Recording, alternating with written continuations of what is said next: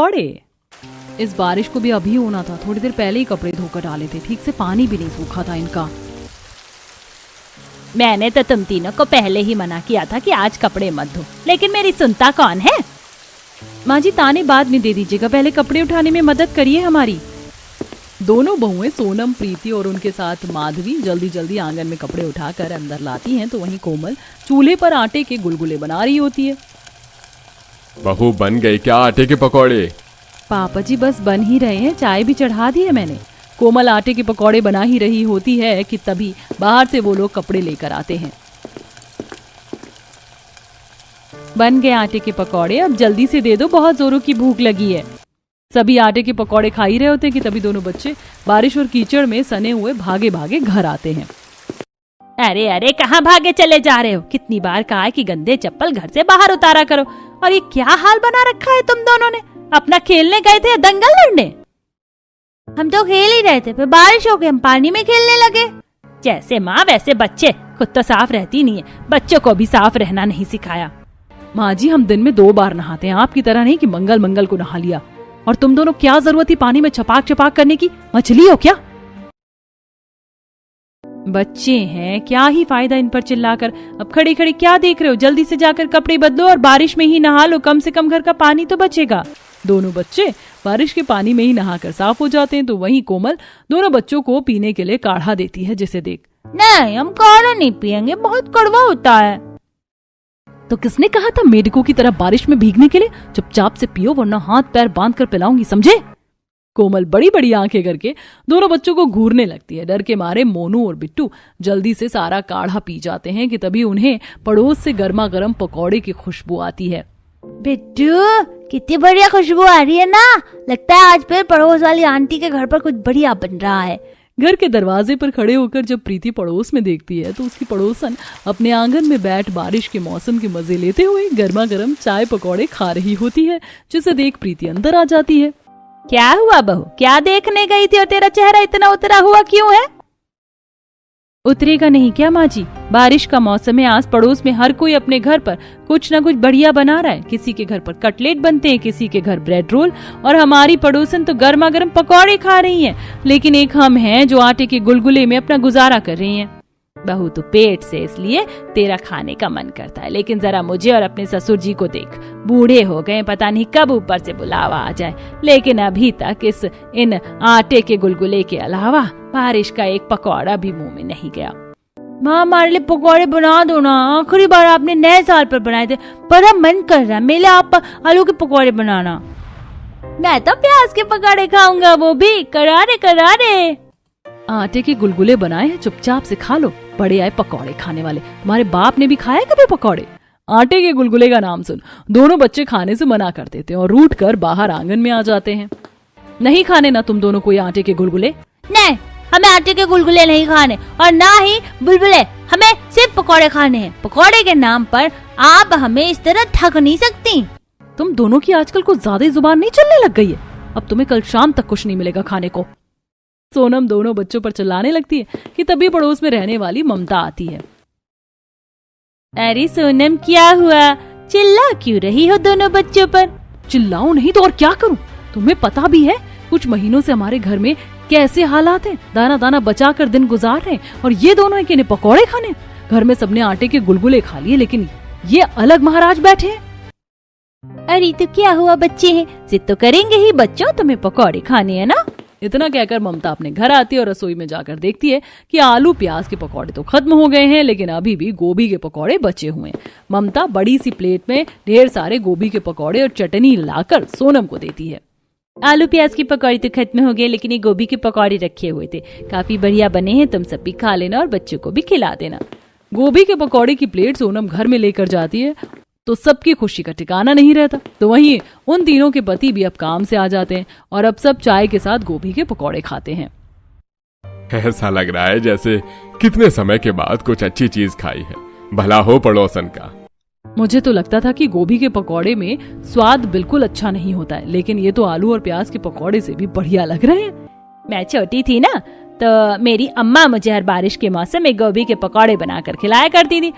उस समय में तो 10 रुपए में 3 से 4 गोभी आ जाती थी, लेकिन अब देखो एक गोभी का दाम 70-80 रुपए से कम नहीं है। माते थोड़े और दो ना, गोभी के पकौड़े बहुत अच्छे बने हैं। सभी को गोभी के पकौड़े काफी ज्यादा पसंद आते हैं और जैसे अब पकौड़े खत्म होते हैं, माँ गोभी के पकौड़े तो खत्म हो गए, अब हम कब खाएंगे गोभी के पकौड़े? जब पैसे आएंगे तो मैं ढेर सारी गोभी खरीद कर तुम्हारे लिए पकौड़े बनाऊंगी। भाभी, पैसों का इंतजार करेंगे ना तो 1 साल बीत जाएगा। आप तो जानती हैं कि अभी कर्ज चुकाने के काफी समय पड़ा है, तब तक हमारे पतियों को सेठ के यहाँ मुफ्त में काम करना पड़ेगा। तो हमें कौन सा शौक है मुफ्त में काम करने का? वो तो मजबूरी है, इसलिए मुफ्त में काम करना पड़ रहा है। अगर बाबा की घुटनों का ऑपरेशन के लिए सेठ से कर्ज न लेना पड़ता तो आज पड़ोसी के घर के पकौड़े खाने की नौबत नहीं आती। वो तो अच्छा है कि सोनम झाड़ू पोछा का काम कर लेती है, वरना तो ना जाने कैसे पेट भरते हम। पूरे परिवार ने जब से गोभी के पकौड़े खाए थे तब से उनका हर दिन गोभी के पकौड़े खाने का करता, लेकिन पैसों की तंगी के चलते ये मुमकिन नहीं था। 2-4 दिन गुजरते हैं और आज जब सोनम काम पर जाने के लिए निकलती है, आज मालकिन के घर पर थोड़ा ज्यादा काम है तो आने में देरी हो जाएगी, तुम दोनों खाना बना लेना। खाना, और हाँ, मौसम भी खराब सा हो रहा है तो बारिश होने से पहले कपड़े भी उठाकर अंदर ले जाना। माँ आज मैं भी आपके साथ चलूंगा। बिट्टू, तुम मेरे साथ नहीं चल सकते, वहाँ बहुत सारे काम होते। तुम वहाँ आओगे तो शरारत करते रहोगे और मुझे काम नहीं करने दोगे। मैं कोई शरारत नहीं करूंगा, आप जहाँ बैठाओगी मैं वहाँ चुपचाप बैठा रहूंगा। मुझे अपने साथ ले चलो ना माँ, प्लीज माँ ले चलो ना। बिट्टू काफी जिद करने लगता है, जिसे देख सोनम बिट्टू को अपने साथ ले जाती है। अपनी मालकिन के घर पहुंचते ही सोनम बिट्टू को एक कुर्सी पर बैठने के लिए बोल किचन में जाकर अपने मालकिन के बेटे के लिए गर्मा गर्म पकौड़े बनाती है और उसे खाने के लिए देकर घर के बाकी काम करने लगती है। उस बच्चे को पकौड़े खाता देख बिट्टू का भी पकौड़े खाने का मन करता है और अब वो सीधा उसके पास जाता है। तुम पकौड़े खा रहे हो, मुझे भी दो ना, बहुत भूख लगी है। ये पकौड़े मेरे हैं, इसे सिर्फ मैं ही खाऊंगा, तुम जाओ यहाँ से। ये पकौड़े तो मेरी मम्मी ने बनाए ना, तो फिर मैं भी खाऊंगा। बिट्टू मोंटी की प्लेट से पकौड़े उठाकर खाने लगता है कि तभी वहां मोंटी की माँ आंचल आती है और बिट्टू को इस तरह अपने बेटे की प्लेट से पकौड़े खाता देख उसे एक जोरदार थप्पड़ मारती है। तेरी हिम्मत कैसे हुई मेरे बच्चे की प्लेट से पकौड़ा उठाकर खाने की? तेरी औकात है उन्हें खाने की? हम गरीब जरूर हैं, लेकिन हमारी इस तरह बेइज्जती करने का आपको कोई हक नहीं। मेरे बच्चे ने थोड़े से पकौड़े क्या खा लिया, आपने उसे थप्पड़ मार दिया। तेरी हिम्मत कैसे हुई मुझसे अकड़ से बात करने की? तू भूल मत कि तू इस घर की नौकरानी है, मालकिन नहीं। नौकरानी हूं मालकिन, लेकिन अपने बेटे के साथ इस तरह का बर्ताव मुझे मंजूर नहीं। आजकल तेरी बहुत जुबान चलने लग गई है। इतना ही इज्जत प्यारी है ना तो कल से काम पर आने की कोई जरूरत नहीं। 1 हफ्ते के पैसे लाकर आंचल सोनम के मुंह पर मारती है और अब सोनम अपने बेटे को लेकर सीधा घर आ जाती है और सारी बात सबको बताती है। एक जगह से आज थी, थोड़े बहुत पैसे आते थे, पेट भरता था, लेकिन अब वो भी खत्म हो गया। लगता है अब पानी पीकर गुजारा करना पड़ेगा। क्या जरूरत थी इस शैतान को अपने साथ ले जाने की? माँ जी, इसमें भला बिट्टू की क्या गलती है? उसकी जगह कोई और बच्चा होता तो वो भी यही करता, लेकिन उस औरत को हमारे बिट्टू को ऐसे नहीं मारना चाहिए था। आंचल ने जो पैसे दिए थे अब उसी से ही सोनम को लंबे समय तक घर चलाना था। तो वहीं शाम को जब तीनों भाई काम से घर लौट रहे होते हैं कि तभी उन्हें गोभी के पकौड़े का ठेला दिखाई देता है।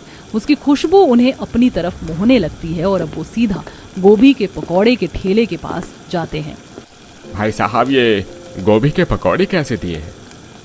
अरे 50 के 6 पीस हैं। 50 के 6 पीस गोभी के पकौड़े बेच रहे हो या अंदर सोना छुपा रखा है? इतने महंगे पकौड़े ठेले पर पकौड़े खिलाकर होटल वाला दाम बता रहे हो। अगर आपने अपने होटल वाला दाम सुन लिया ना तो ये दोनों आंखें बाहर निकल आएंगी। एक गोभी ही 90-100 रुपए किलो चल रही है। मार्केट से 100 रुपए की चीज लाकर अगर आपको 20 रुपए में बेच देंगे तो हमारा क्या फायदा होगा? तीनों भाई उस ठेले वाले से कुछ नहीं कहते और सीधा घर आ जाते। तो वहीं रात में जब सब खाना खा रहे होते हैं, प्रीति, तुमने सुबह भी ठीक से नाश्ता नहीं किया था, दोपहर में भी भूखी रही हो और अभी कुछ खा नहीं रही, तुम्हारी तबीयत तो ठीक है ना? रोज रोज वही सादा खाना खाकर जी मचलने लगता है। मेरा कुछ तीखा चटपटा सा खाने का मन कर रहा है, जैसे उस दिन गोभी के पकौड़े। मैं आपने कहा था कि आप जल्दी मुझे गोभी के पकौड़े बनाकर दोगी, लेकिन आपने अभी तक नहीं बनाए। कब बनाओगे गोभी के पकौड़े? एक एक करके सभी का गोभी के पकौड़े खाने का जी करने लगता है। तो वहीं बारिश का मौसम होने की वजह से आए दिन आस पड़ोस से पकौड़े बनने की खुशबू इस गरीब परिवार की भूख को और बढ़ा देती। तो वहीं घर के हालातों को देखते हुए आज फिर से सोनम नौकरी की तलाश में निकल जाती है। कहीं पर भी काम ना मिलने की वजह से सोनम निराश होकर घर लौट रही होती है। तभी उसे रास्ते में एक बूढ़ा आदमी दिखाई देता है जिसका गोभियों से भरा ठेला एक गड्ढे में जा फंसा था। ये ठेला गड्ढे में कैसे फंस गया बाबा? कल रात बारिश हुई थी ना, तो यहाँ आसपास काफी पानी जमा हो गया। मुझे लगा थोड़ा सा ही होगा तो मझ में ठेला चढ़ा दिया। मुझे क्या पता कि इसके अंदर इतना बड़ा गड्ढा होगा। अरे बहुत देर से उसे बाहर निकालने की कोशिश कर रहा हूँ, लेकिन अब इन बूढ़ी हड्डियों में इतनी जान नहीं है कि अकेले ठेला बाहर निकाल सकूं। कोई आए तो मैं उसकी मदद कर लूं। इस रास्ते से बहुत कम लोग आना जाना करते हैं, इस तरह से तो आपको सुबह से शाम हो जाएगी, मैं आपकी मदद कर देती हूँ। उस बूढ़े आदमी के साथ मिलकर सोनम काफी देर तक उस ठेले को गड्ढे के अंदर से निकालने की कोशिश करती है और कुछ देर बाद उनकी मेहनत रंग लाती है और ठेला गड्ढे से बाहर आ जाता है। बेटिया, तुमने हमारी मदद करी, उसका बहुत बहुत शुक्रिया। ये लो, तुम ये बड़ी वाली गोभी ले लो मेरी मदद के बदले। बाबा, गोभी तो इस वक्त काफी महंगी चल रही है, ये एक गोभी ही कम से कम 100 से 150 रुपए की होगी। अरे बेटिया, अगर तुम मेरी मदद न करती तो धीरे धीरे सारी गोभी इस कीचड़ में गिर जाती, फिर कोई उसके 10 रुपए भी नहीं देता। ले जाओ, बनाकर अपने परिवार को खिला देना। सोनम इस बड़ी सी गोभी को लिए जब घर आती है, तू तो काम ढूंढने गई थी ना, तो ये गोभी कहाँ से मिल गई? माधवी के पूछने पर सोनम उसे सारी बात बताती है। इतनी बड़ी गोभी है, सोच रही हूँ आधी सब्जी में इस्तेमाल कर लूं और आधी के पकौड़े बना लूं। वैसे भी आप सबका कब से गोभी के पकौड़े खाने का मन कर रहा है, लेकिन पकौड़े बनाने के लिए तो बेसन ही नहीं है, और अगर आटे के बनाएंगे तो किसी को भी पसंद नहीं आएंगे। बेसन नहीं है तो क्या हुआ, घर में चने की दाल तो पड़ी है, हम उससे बेसन बना लेंगे। जब तक चने से बेसन निकलेगा मैं तब तक गोभी भी धोकर साफ कर लेती हूँ। कोमल और सोनम घर में रखी हुई गेहूं पीसने की हाथ मशीन में अब चना दाल को डालकर पीसने लगती हैं, जिससे धीरे धीरे बेसन बनता है। तो वह दूसरी तरफ प्रीति भी गोभी को अच्छे से साफ कर धोकर छोटे छोटे पीस में काट लेती है और कढ़ाई में फ्राई करती है। चलो, जुगाड़ तरीके से हमारा बेसन भी बन गया। अब तुम जल्दी से बेसन का घोल बनाओ, मैं तब तक सिलबट्टे पर थोड़े मसाले पीस लेती हूँ। सोनम बेसन का घोल बनाती तो वहीं कोमल सिलबट्टे पर थोड़े मसाले पीस उसे बेसन के घोल में मिला देती है। तो वहीं प्रीति भी तली हुई गोभी को बेसन में डुबाकर गर्मा गर्म तल लेती है और हरी चटनी के साथ जब पूरा परिवार गोभी के पकौड़े खाता है। बहू, ये गोभी के पकौड़े तो उस दिन से भी बढ़िया बने हैं। मजा आ गया खाकर। क्या क्या मसाले मिलाए हैं तुमने इसमें? अरे इसके सामने तो पनीर के पकौड़े भी फीके हैं। अब आप गोभी के पकौड़े रोज बनाना, मैं रोज खाऊंगा, ये बहुत टेस्टी बने हैं। सच कहूं तो हमने सोचा नहीं था कि गोभी के पकौड़े इतने टेस्टी बन सकते हैं। जुगाड़ तरीके से भी हमने कितने बढ़िया गोभी के पकौड़े बना लिए। उस दिन पूरा परिवार पेट भरकर गोभी के पकौड़े खाता है। तो अब वह कुछ दिनों सोनम को भी एक ढाबे पर साफ सफाई और बर्तन धोने का काम मिल जाता है। सोनम हमेशा देखती थी कि ढाबे पर ढेर सारी खाने पीने की चीज है, लेकिन इस बारिश के मौसम में ज्यादातर लोग पकौड़े खाने के लिए आते और उसमें से भी गोभी के पकौड़े ज्यादातर लोग खाते। अरे भाई साहब, वो ठेले वाला तो 50 रुपए के 6 पीस दे रहा था और आप 50 रुपए के सिर्फ 4 पीस दे रहे हैं। आपको नहीं पता वो ठेले वाला कितना बेकार तेल इस्तेमाल करता है। और जरा इस कढ़ाई का तेल देख लीजिए, और तो और मेरे पकौड़े का साइज भी बड़ा है, वो तो नन्हे नन्हे देता है। पकौड़े बेचकर भी ढाबे वाला देखते ही देखते दिन के 4 से 5 हजार रुपए आराम से कमा लेता। कुछ दिनों तक ये देख अब सोनम भी पकौड़े बनाकर बेचने का फैसला करती है और जब वो इस बारे में घर में सबको बताती है, तुम लोगों के लिए बड़े बड़े सपने कभी खत्म नहीं होंगे। मंडी में 10 ठेले वाले होंगे ना, तो उसमें से 4 पर ही तुम्हें ग्राहक दिखाई देंगे, बाकी 6 यूं के यूं खाली पड़ेंगे। बारिश का मौसम में हर गली मोहल्ले में तुम्हें पकौड़े वाला मिल जाएगा, तो क्या गारंटी है कि लोग तुमसे पकौड़े लेंगे? आप तो कुछ भी काम शुरू करने से पहले ही सामने वाले को नेगेटिव कर देती हैं। अरे जब तक बड़ा सोचेंगे नहीं तो तब तक कुछ बड़ा कर भी नहीं सकेंगे। सोनम, कोई तुम्हारे साथ हो या ना हो, लेकिन मैं तुम्हारे साथ जरूर हूँ। मैं भी तुम्हारी गोभी के पकौड़े बनाकर बेचने में मदद करूंगी। लेकिन सबसे पहले हमें ठेले का इंतजाम करना पड़ेगा और किराए पर भी ठेला काफी महंगा मिलता है। ठेला तो सच में काफी महंगा मिलता है किराए पर, लेकिन मेरे पास अच्छा एक जुगाड़ है। घर में एक बहुत पुरानी टेबल रखी हुई थी जिसका एक पैर थोड़ा टूटा था। ये देखकर प्रीति और सोनम बाहर से मोटी लकड़ी लेकर आती हैं और उसके पैर पर लकड़ी लगाकर कील हथौड़ी की मदद से टेबल ठीक करती हैं। हो गई हमारी टेबल मजबूत। वैसे इतनी बड़ी टेबल तो काफी रहेगी ना, सारा सामान आ जाएगा इस पर। हाँ, लेकिन एक चीज और करनी पड़ेगी। बारिश का मौसम है और अगर पकौड़े बेचते बेचते कहीं बारिश हो गई तो सारा सामान भीग कर खराब हो जाएगा। इसके ऊपर चारों कोनों में हमें बड़ी बड़ी डंडियां लगानी होंगी जिन पर हम तिरपाल बिछा सकते हैं।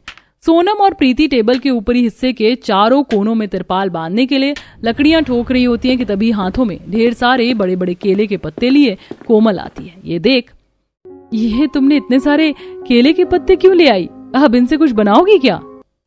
पकौड़े देने के लिए हमारे पास ढेर सारे बर्तन नहीं और डिस्पोजल भी काफी महंगे आते हैं, तो इसलिए मैं ये पत्ते ले आई। इसमें हम छोटे छोटे कटोरा और प्लेट बनाएंगे जिसमें जब लोग पकौड़े खाएंगे ना तो उन्हें बिल्कुल गांव में होने का एहसास होगा। टेबल का अच्छे से जुगाड़ कर पकौड़े तलने के लिए एक छोटा सा गैस स्टोव भी कबाड़ी की दुकान से ले लेती हैं। तो वहीं कढ़ाई, चम्मच और पकौड़े बनाने का सामान लेकर तीनों बहुएं सीधा बाजार की तरफ जाती हैं और एक जगह अपने गोभी के पकौड़े का ठेला लगा लेती हैं। तभी हल्की हल्की बारिश शुरू हो जाती है और देखते ही देखते इस बारिश के मौसम में उनके ठेले पर लोगों की भीड़ लगने लगती है। खुशबू तो काफी बढ़िया आ रही है। कैसे दिए गोभी के पकौड़े? 30 रुपए के 6 पीस हैं। क्या कहा? 30 रुपए के 6 पीस और ठेले वाले 50 रुपए में मुश्किल से 4 से 5 पीस देते हैं और आप 30 रुपए में 6 पीस दे रही है। एक काम करिए, एक प्लेट लगा दीजिए। 2 मिनट रुकिए, अभी गरम गरम लगा रहे हैं। तीनों बहुएं और ठेले वालों के हिसाब से आधे दामों में गोभी के पकौड़े बेच रही थी, लेकिन अपनी स्ट्रैटेजी इस्तेमाल करते हुए उन्होंने गोभी के पकौड़े के साइज थोड़े छोटे रखे थे, जिसके चलते ज्यादा क्वांटिटी और कम पैसों को देख कस्टमर उनके पास आ रहे थे। तो वहीं स्वाद में भी वो कस्टमर को काफी पसंद आते हैं।